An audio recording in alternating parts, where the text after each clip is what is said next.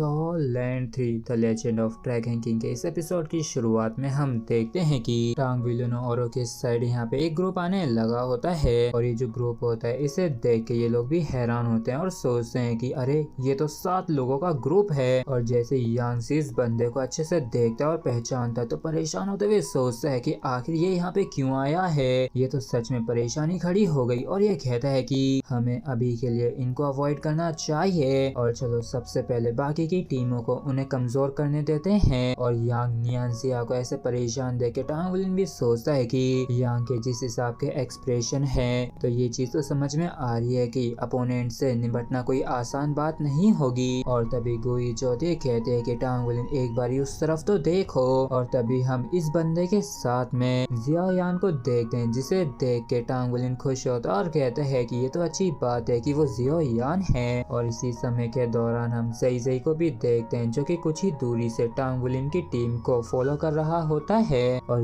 ये भी जू जियांग को पहचान लेता है और सोचता है कि सच में पुरानी कहावतें जो है वो एकदम सच हैं। जिंदगी जो है एकदम ड्रामे जैसी है जहाँ सबको ही अपने अपने किरदार निभाने हैं। और टांग विलन जो तो कहता है कि मैं उस लड़की को जानता हूँ, वो भी स्काई सी अलायंस से है और उसका नाम जू जियाओ यान है और उसके पास एक स्टाफ मार्शल सोल है और यहाँ तक कि वो तो एक आइस एट्रीब्यूट कंट्रोलर भी है और उसके अलावा मैंने किसी को भी नहीं पहचाना है। तो इस चीज को सुन के यांग जो होता है परेशान होते हुए कहता है कि मैं सिर्फ उस बंदे के बारे में जानता हूँ जो कि बीच में खड़ा है और उससे निपटना सच में सबसे बेकार चीज रहेगी और शायद यहाँ तक कि ये उस इमोर्टल जू यू चेंग से भी ज्यादा परेशानी खड़ी करे। तो टांग विलन भी पूछता है कि क्या ये उस डीमन साइट वाले बंदे से भी कहीं ज्यादा पावरफुल है। तो टांग विलन की इस बात को सुन के यांग भी कहता है कि ये बंदा ना सिर्फ पावरफुल है बल्कि जू यू चेंग की तुलना जो है इसके साथ भी नहीं की जा सकती है। और हालांकि ये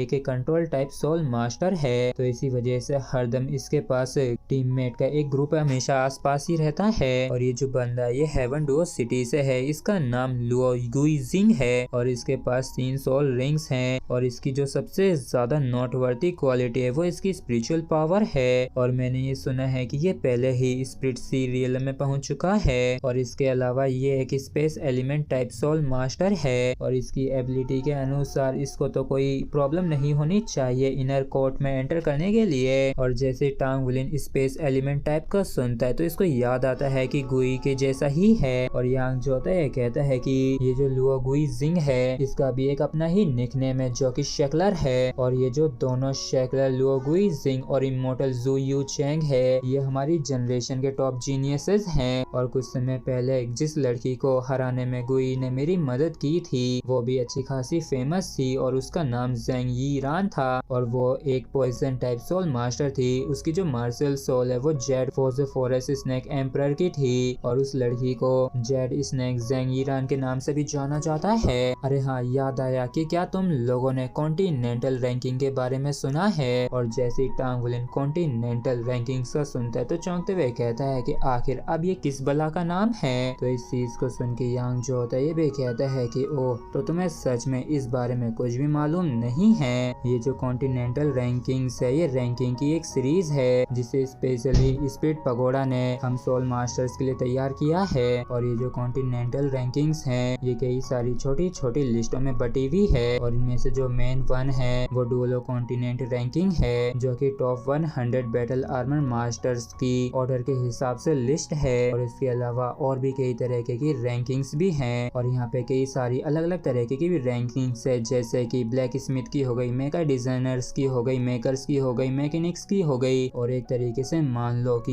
ये जीनियस यूथ रैंकिंग है। और इसी के साथ फ्रेंड्स हमारा एपिसोड यहीं पे खत्म होता है। अगर आप लोगों को वीडियो अच्छा लगा हो तो प्लीज चैनल को सब्सक्राइब और वीडियो को लाइक करना बिल्कुल भी ना भूलें। Thank you.